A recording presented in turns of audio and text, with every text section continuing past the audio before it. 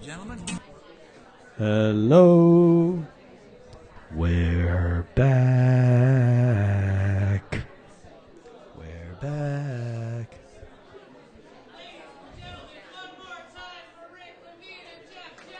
Woo! All right, Jeff's going to tell a joke while I get this here under control. We're going to look at three charts. As we always say, these interpretations that we're doing are really a demonstration of how astrology can work. Obviously, this is a public setting. We're going to talk 4 or 5 minutes about each chart. This is not an in-depth consultation. It is not reflective of the private work that we do, but it's just an opportunity to share with you a little bit of astrology on a personal level. And incidentally, both Jeff and I do private readings, private charts. And for each other, like every day. Because we don't know squat. Because no one else will hire us. That's it. But if you're interested, we both have email addresses at StarIQ, STARIQ, StarIQ.com, and it's J. Jower or R. Levine. I have business cards up here on the table. Feel free to take one. And we do similar but different work and not together unless we're on this stage. Right. So we have, let me add aspects to the moon here. Just hold on one second. Planets and that's okay. And then aspected points and let's go clients, no nodes, that's fine. Okay. And when we do your chart, we need to know who you are so that if we are making fun of you, everyone can laugh at the right person. And so do we have a Becca here? Is Becca in the house? Becca. Becca. Hi, Becca. Becca. Let's skip Becca. She's too excited. Yeah, she's too excited. It's dangerous. Makes me nervous. Our insurance will not cover people. Client excitement. No, it doesn't cover Sagittarians. Well, you guys are a little risky. You know, come on, face it. Yes. Okay, so yes. Becca is a multi-Sagittarian. However, she's a serious Sagittarian. I mean, Sagittarians are often represented as party animals and as carefree and adventurous and cavalier. There's kind of a fiery, inspirational energy to Sagittarius. And Becca has Mars lined up with the sun in Sagittarius. And what is Mars? Thank you for asking, Jeff. Okay. Well, Jeff off mic said, you always talk about shit without saying what it is. And sometimes I do. So Mars is the god of war. Mars is the planet that supplies energy and fire to wherever it is in the chart. It's how we go. I think of Mars as how we step on the gas pedal of our life. And so when you see Mars lined up with the sun in any sign, you know that person has some oomph to them. You know that if you hit someone, and I'm not suggesting that you should do this, and I don't even mean physically. Becca, that's right, particularly not Becca. Because if you hit someone with Mars conjunct their sun, they're going to hit back. I mean, and again, I don't necessarily mean physically, I mean metaphorically also. But we'll talk more about these other planets here, but I just want to mention that there are two planets, Venus, the planet of love, and moon, the planet that has to do with how we feel and how we respond, and they're in Capricorn. And unlike Sagittarius, Capricorn is weightier, more serious, more calculating, and more practical. So you're a Sagittarian in drag. Well, there's a lot of contrast here. And the drag is Saturn, or is Capricorn holding you back? Well, as Rick pointed out, Mars, the warrior planet, joined the sun, gives anybody punch. But when they have them in a dynamic fire sign like Sagittarius, it adds even more fuel to the fire. But as well, Rick pointed out that the moon of emotion and feeling and Venus of love and relationship are in more formal and orderly Capricorn. And Mercury, the planet of intellect in visionary Sagittarius, is joined with Neptune, which is very imaginative, poetic, or full of crap. And probably all of them. I mean, there certainly is a space and spiritual aspect. And I think this is really like, this is the landing of the Vikings. This is the raping and pillaging. And this is setting up the new administration in Capricorn. What's interesting is that even the serious side of the moon in Capricorn, the blue lines represent harmonious energetic flows, and the red lines, this is very oversimplified, represents more dynamic and or conflictive energetic flows. And you can see here that the fattest line from the moon is going up to Jupiter, which is the expansive planet, which is the ruling or key planet for Sagittarius. You have all these planets in Sagittarius, and even though the moon is structured and grounded and calculating and cautious in Capricorn, it does that in a way that doesn't lose its sense of adventure and vision. So that's, I think, part of the magic that you have. The one other piece, though, of this Capricorn stuff is that Venus in Capricorn, which is more serious, it's less cavalier in love than the Sagittarian side of you, that Venus in Capricorn wants to know what the deal is. You know, you can deal with anything, but apparently I can't. But you need to know what the structures are in order to play within them. However, that Venus is square 90 degrees to Pluto, and Pluto is about relentless, intense, powerful energy. And with Venus square to that Pluto, we talked earlier about Mars square Pluto. Well, Venus square Pluto, again, it doubles down that if you hit, you'll hit back. If someone hits you, you'll hit back. I would not want to be on your bad side, because when someone does enough stuff to finally piss you off beyond the point of no return, you're like that, the elephant that'll never forget. You'll buy them an expensive going-away gift, and then they'll that be might gone. involve the mafia. This is, Sagittarius is a fire sign. Fire is just releasing energy without measuring it. Earth is about measurement. And Becca, you have a lot of Earth. The moon and Venus are in an Earth sign. Jupiter, the planet of expansion and the planet associated with Sagittarius, is an Earth sign. And your ascendant or rising sign, which is the way you come across, is also an Earth sign, Virgo. So this is a much more practical but visionary. And what I'm thinking are a couple of things. One, Jupiter, the planet of good luck, good fortune, is at the career point. I think, which is the top point in the chart. Yet Venus, the planet of recognition, is in this wrestling match with Pluto. And it's like, it's almost as if it's easier to be successful than to actually get paid for what you're doing. However, the good news, if that is indeed the case, is that this Venus-Pluto square, this deep, powerful pattern about not getting your fair share or having to pay more than you should for love, for approval, whatever, this is in the midst of radical and dynamic change. Radical and dynamic change.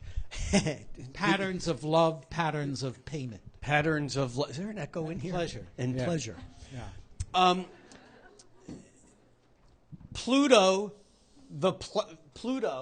has moved in your life 1/4 of the way around. Pluto right now is lined up with Venus, totally deconstructing and eventually reconstructing your values, your sense of love, of what you want, your emotional life, your relationships, your career, anything to do with things of value, Venus. At the same time, Uranus, which we haven't talked about in your chart, which is important for you because it's close to the nodal axis. This is the part of your life that you need to be individual. You need to be who you are, whatever that means to you. And Uranus has so far moved around to here and is exactly in the sky, 90 degrees to Venus and exactly opposite to Pluto. And so this is about the abrupt changes that you've probably already moved into that were, even if they were expected, they're not playing out the way you expected, because with Uranus involved, it's like the lightning, I talked about this earlier, it's the lightning strikes, and it's awakening you and opening you to new ways of thinking and feeling and being, and this is very powerful. And yet there's one other piece that we can't lose in this, and that is these Sagittarius planets, although the lines aren't drawn in, are square to your ascendant, 90 degrees to your Virgo ascendant. The ascendant is what nails you to the three-dimensional world. It's not just how you appear to others. We call it your personality. It's what keeps you on this plane.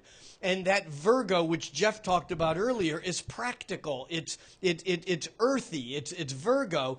And right now in the sky, Neptune has been, or already is, 90 degrees squaring to your Sun and Mars and coming into opposition to your ascendant. And so with all these deep and powerful and profound, intense, sudden, disruptive and explosive changes going on in your life, you don't know what they are. There's this sense of like wanting to spiritualize them, but being confused as to how did this happen to me?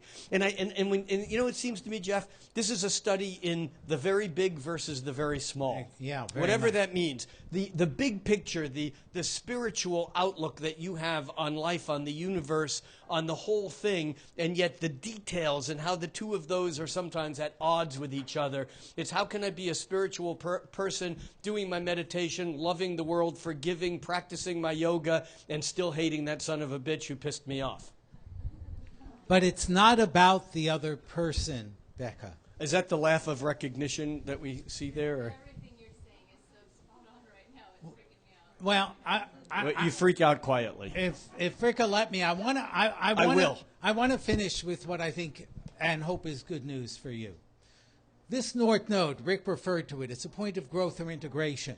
It's a positive point to work on, and it's right next to Uranus, the planet of freedom. What this means to me is that the choices that you make, professionally and personally at this time, to go for what you want, regardless of what other people think. That so much of the fulfillment of your chart has to do with the willingness to step outside what looks like the rules for other people, to create work and to create relationships which reflect your deepest desires that don't necessarily have to be explained or justified to others. Okay, thank you, Becca.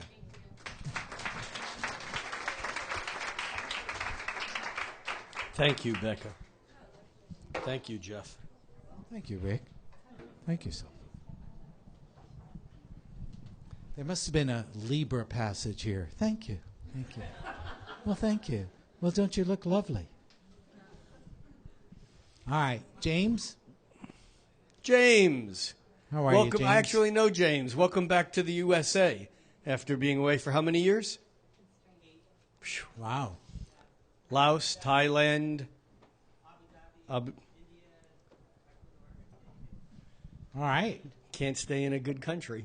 Well, you know, this chart, similarly, it's a very different chart than Becca's chart. But what I do notice is this high degree of activity in Scorpio, deep, intense, passionate Scorpio, and yet the Sun and Venus in lovely, charming Libra. And Libra's about objectivity, and Scorpio is very much about subjective behavior and needs. So that I think is a very clear contrast in this chart. Everyone born in the mid-60s has a signature of the 60s, which is the conjunction of Uranus and Pluto. Although it was a little bit past, it was exact during the summer of 65 and the summer of 66. Still, James has that, and it's important because it's connected with other planets in his chart, and yet it's almost like there's two different things going on here. There's a personal circuit and a social cosmic circuit. And what I mean by that is if you look at the 5 or 6 planets involved, you have Uranus and Pluto in this pattern with Neptune and the nodal axis, the south node, and Chiron and Saturn. All of these are what we call transpersonal points. They're not about the faster moving planets that are the sun, who I am, the moon, how I feel, Mercury, how I think, Venus, what I like, Mars, how I get it. These are planets that are connected socially, and so in a way it almost says that there's two different things going on in James's world. There's a social connection. When I say social, I don't mean parties and playing. I mean how he connects with his role in the culture, and then his personal life. Yeah, which is almost a separate category in a way. This is a very deep chart. The moon of emotions and feelings is in Scorpio, joined with Mercury, the planet of intellect, in Scorpio. In the 12th house of metaphysics or mysteries, there's a deep, rich inner life. And I think, Rick, you really put your finger on something in the separation between the more personal, direct, immediate experiences and the different social environments you've been in, James, your place in the culture. It's almost as if you can watch your life, be an observer of your life while you're in it. But here's this moon in Scorpio sitting there in the 12th house, wanting or needing to sort of bring things in an interior way in a dialogue that you could perhaps only have with yourself or with the spiritual dimension. So it's again, a very interesting contrast. And I'm sure you're quite capable of being charming socially. You're a Libra. You have Venus, the planet of charm, in Libra, conjunct the sun in the 11th house of groups. It's like, oh yeah, James is there and he's sociable and he gets along with everybody. And then he does this little unmentionable stuff over here. And your self-exploration is simply exploration. We have no judgment about the instruments you use, the body parts involved. This is your business, James. So we won't talk about it publicly. The other thing I find interesting here is that although, these lines in the center represent geometry between planets, and the different colors are based upon the harmonics, the harmonies, the geometry that's created. And when we do these charts for you here, we use a set of aspect lines that are simplified. Otherwise, it would just be overwhelming to see all the noise in the chart. But I'm interested in the fact that Mars and Jupiter have no lines connected to them, at least in this simplified mode of looking at it, which means that it's almost like these two planets are playing a different game. Again, we come back to this theme of there's things going on in James's life that are not less important than each other, and they're not better or worse than each other. They're just running parallel circuits separate from each other. And that Mars in Virgo, which is about the ability to take his energy and fine-tune it and to pay attention to the details. You know that saying, not being able to see the forest for the trees? Well, that Mars in Virgo sometimes can't even see the tree from the leaves. It gets so narrowed in its process of whatever it is he's doing. I know James is a doctor, is a naturopath. And so there's that sense of whether it's focus on technique or however it works for you, there's something about that Mars that kind of runs off by itself and doesn't get connected. And then the same thing with the Jupiter, the part that looks good. The pictures of my summer vacation, so to speak. Jupiter and Leo making the presentation, which doesn't really, it's one of those shell games. These two planets keep us from seeing what all this stuff is here buried in what Jeff was talking about, that inner work. Yeah, and it may be that as a healer, the techniques, the methods really, they're just the pretext for connecting with people. Learned that a long time ago. Yeah. You learn the techniques in school, but then in practice it pretty much goes away, and that all that 12th house stuff over there is what's really the intuitive. The intuitive knowing, yeah. So, go ahead, Jeff. Well, I just thank you, James. I wanted to go to the transit to Right. Venus. Yeah, go ahead. Well, interestingly, in Becca's chart, Venus, the planet of love, was at 13 degrees of Capricorn, a season-starting cardinal sign, which is under transits now, movement influence from Uranus and Pluto. And James has Venus at 15 degrees of Libra, a season-starting cardinal sign, which is also coming under a period of transformation with revolutionary Uranus opposing Venus. This is social breakthroughs, relationship breakthroughs, and Pluto, which will be challenging your Venus over, I think, into next year. Yep. Which is really it's changing your social, not just your context externally, but internally, your set of values, your set of expectations. And instead of reorienting after being out of the country for a long time, it's like coming to a totally new place. That's the potential. Well, and let's not lose sight of the fact that Saturn has been moving through Scorpio.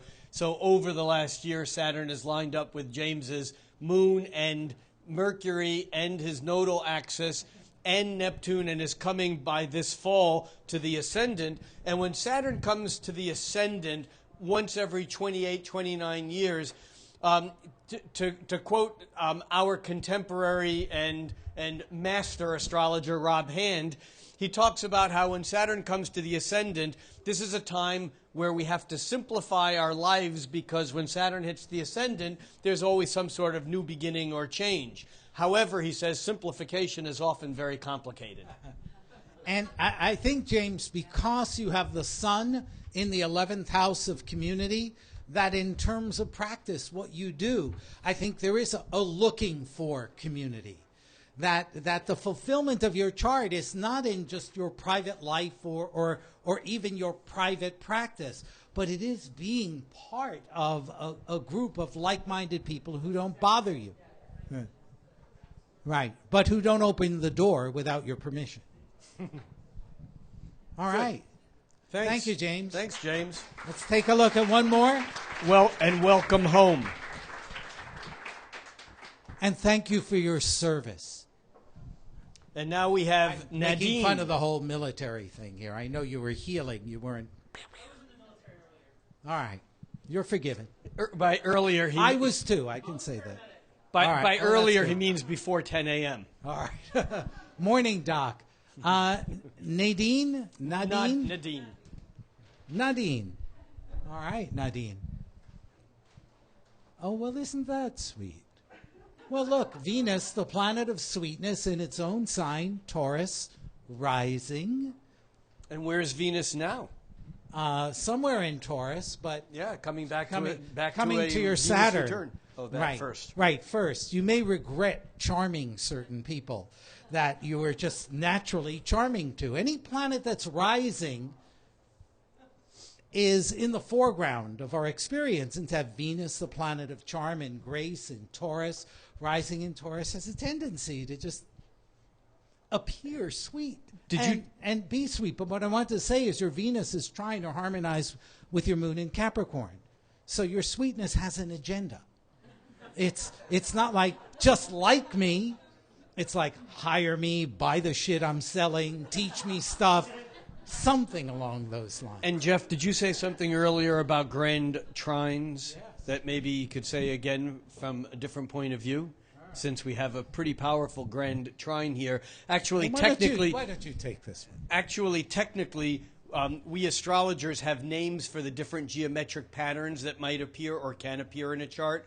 And although this is considered a grand trine or a grand triangle, it's an equilateral triangle. And anyone who's done their Buckminster-Fuller homework knows that a triangle is the most stable form of geometry in the universe, which is why, as Jeff was saying earlier, it can be so solid, but it's also so difficult to break out of. One of our contemporaries calls grand trines closed-circuit TVs.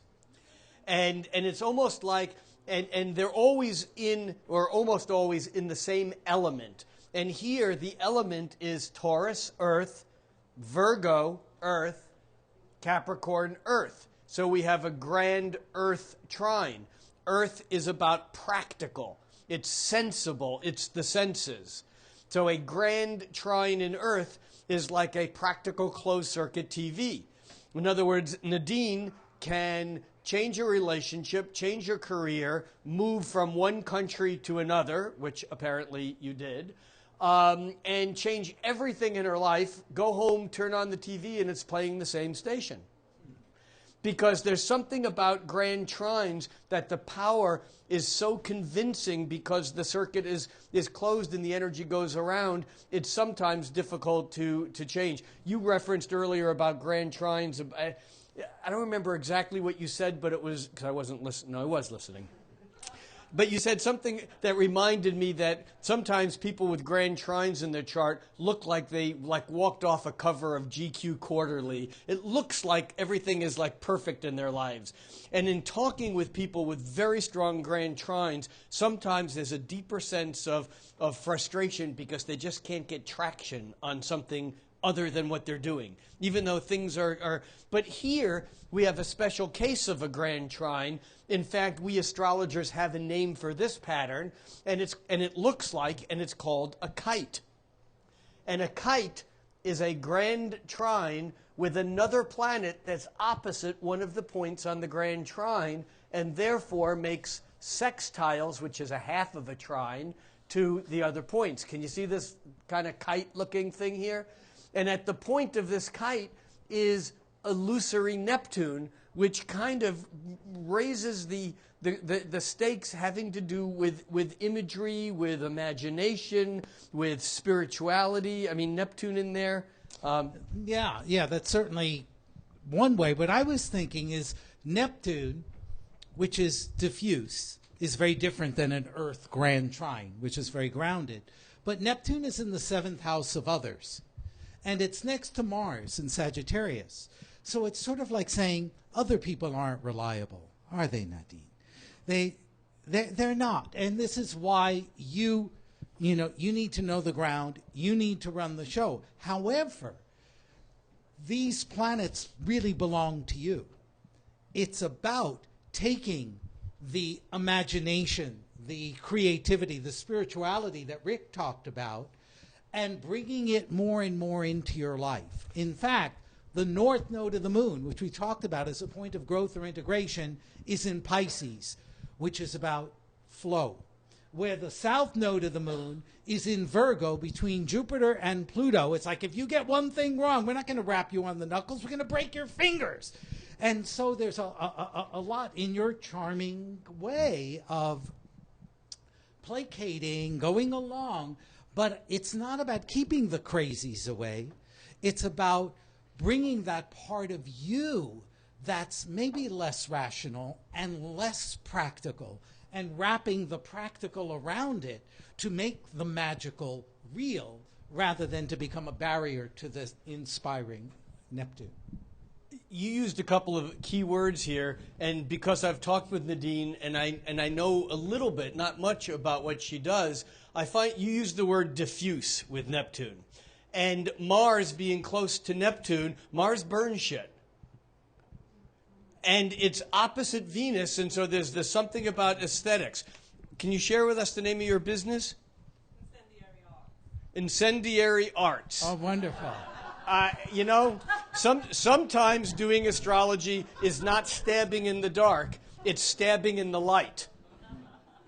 I mean, but that's pretty amazing. Yeah. I mean, and that is about, and what is this about? I make incense. And what happens with incense? It burns, and it creates smell, and Neptune, astrologically, is the planet that's related to the olfactory senses because Neptune is spirit. When something becomes spirit, and I don't mean spiritual, I mean spirit is of the spirits. It's like ether, it's like alcohol. Aromatherapy is a Neptunian kind of a thing. So instead of just having Neptune involved, Nadine burns it.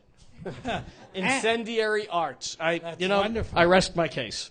And your sun at 9 degrees of Cancer has already gotten slapped around over the past 2 to 3 years, so the weirdness, craziness is Settling probably down, largely over. And Saturn, in its 29-year cycle, will be joining your Neptune pretty soon. I don't have the date. Yeah, in front of later me. this summer. Later, yeah, pretty soon. And that really is about, positive side is making dreams real. And dreams that have to do with connecting to other people, whether it's on a one-to-one relationship or whether it's a public presentation of your work. If you're lost in a fantasy land or if you're projecting too much of your own vulnerability, then you're likely to hit the wall and realize, oh, I'm shying away from something or I'm lost in something.